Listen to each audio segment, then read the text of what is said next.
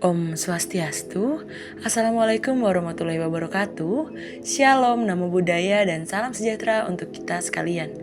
Yang saya hormati, dosen pengampu mata kuliah Ilmu Penyakit Parasiter, dan yang saya kasihi bersama yaitu teman-teman sekalian. Kami dari kelompok PJBL Parasit akan memaparkan mengenai pemeriksaan feses. Namun sebelum itu, seperti pepatah, tak kenal maka tak sayang, maka izinkan saya memperkenalkan anggota kelompok kami. Anggota kelompok kami sendiri terdiri atas Azura Faraya Adiputra dengan NIM akhir 099, Cecilia Parhusip dengan NIM akhir 100, Muhammad Agi Ramadan dengan NIM akhir 102, Rizky Nofriansyah dengan NIM akhir 103, Kiflan Satrio Pamungkas dengan NIM akhir 104, Ikomang Pridayasa dengan NIM akhir 105, Yanagus Dharma Nataswara dengan NIM akhir 107, Gabriela Panyua dengan NIM akhir 108, dan Iketut Bayu Saputra dengan NIM akhir 111. Tanpa berlama-lama lagi, simak video ini baik-baik ya teman-teman. Alat dan bahan praktikum. Bahan yang digunakan adalah feses, aquades, dan larutan pengapung. Sedangkan alat yang digunakan adalah glass beaker, saringan, tabung sentrifuge dan sentrifugator, pipet pasteur, rak tabung reaksi, gelas objek, gelas penutup, dan mikroskop.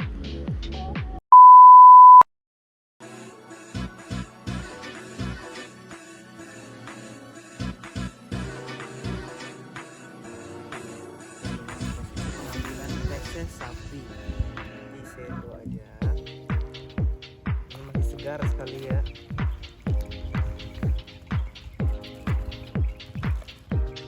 Ya, bungkus kita ikat.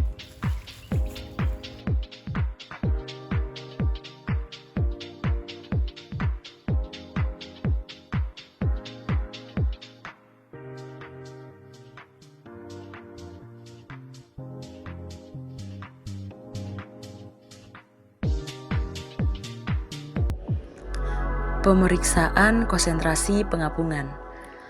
Prinsip pengapungan yaitu menggunakan cairan dengan berat jenis yang lebih tinggi dibandingkan berat jenis telur, sehingga telur cacing nantinya akan mengapung. Pemeriksaan tinja dengan menggunakan konsentrasi pengapungan bisa menggunakan beberapa zat pengapung. Yang sering digunakan ialah garam jenuh dan gula jenuh. Prosedur kerja. Di sini terdapat beberapa prosedur kerja. Yang pertama, tinja sebesar biji kemari dimasukkan ke dalam gelas beaker, lalu tambahkan aquades sampai kurang lebih 30 ml. Kemudian diaduk sampai homogen. Lalu yang kedua, saring menggunakan saringan untuk menyingkirkan elemen yang berukuran besar. Dan yang ketiga, masukkan ke dalam tabung sentrifuge sampai 3/4 volume tabung. Lalu keempat, sentrifuge dengan kecepatan 1500 rpm selama 2-3 menit. Lalu tabung akan dikeluarkan dari dalam sentrifugator dan supernatannya dibuang dengan cara dituangkan.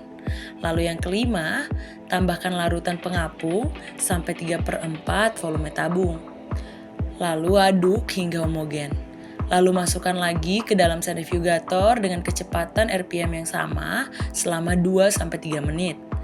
Lalu yang keenam, tabung sentrifuge secara hati-hati dikeluarkan dari dalam sentrifugator dan selanjutnya ditempatkan pada rak tabung reaksi dengan posisi tegak lurus. Lalu yang ketujuh, tambahkan cairan pengapung secara perlahan-lahan dengan cara ditetesi menggunakan pipet pasteur sampai permukaan cairan cembung.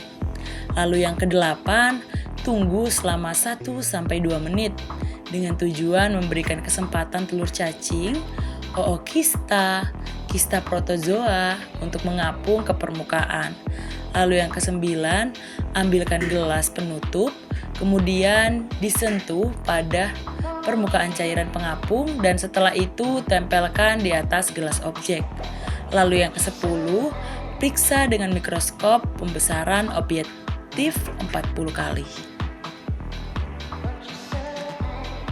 Hasil identifikasi.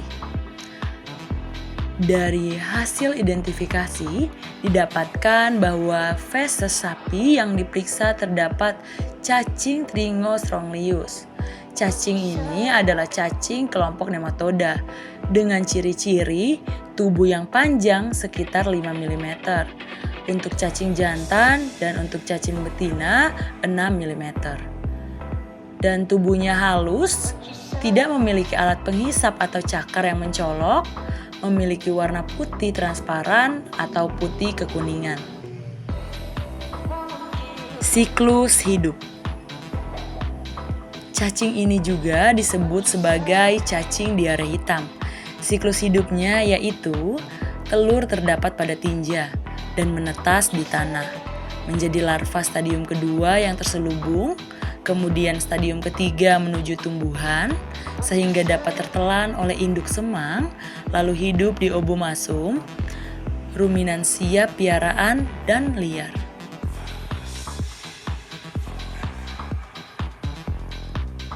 Penyakit yang ditimbulkan dan pengobatannya.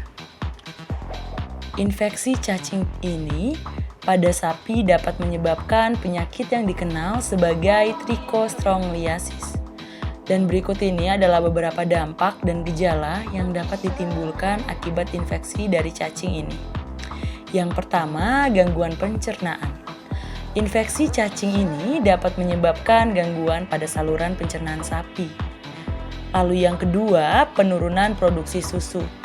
Sapi yang terinfeksi cacing ini dapat mengalami penurunan produksi susu. Lalu yang ketiga, anemia. Infeksi cacing ini juga dapat menyebabkan anemia pada sapi karena dapat menyebabkan pendarahan dalam usus sapi yang mampu mengakibatkan penurunan jumlah sel darah merah. Lalu yang keempat, kehilangan kondisi tubuh. Infeksi ini juga dapat menjadi parah dan membuat tubuh kehilangan kondisinya. Sapi yang terinfeksi tanpa tampak kurus, kelemahan, dan memiliki penampilan fisik yang buruk. Lalu yang kelima, penurunan pertumbuhan. Pada sapi muda, infeksi cacing ini dapat mengganggu pertumbuhan dan perkembangan pada sapi. Untuk pengobatannya. Pengobatannya ada beberapa pengobatan yang dapat diberikan, yaitu menggunakan benzimidazole, macrosilik, latones, dan levamisol. Untuk pencegahannya dapat dilakukan dengan cara menerapkan manajemen pemeliharaan yang baik, lalu penggunaan antelmintik, perawatan sanitasi kandang yang baik, jarak pemotongan rumput dari tanah agar mengurangi rumput yang terdapat larva infektif dari cacing, lalu melindungi ternak dengan cara rotasi pengembalaan agar tidak terjangkit atau terinfeksi dari cacing tersebut.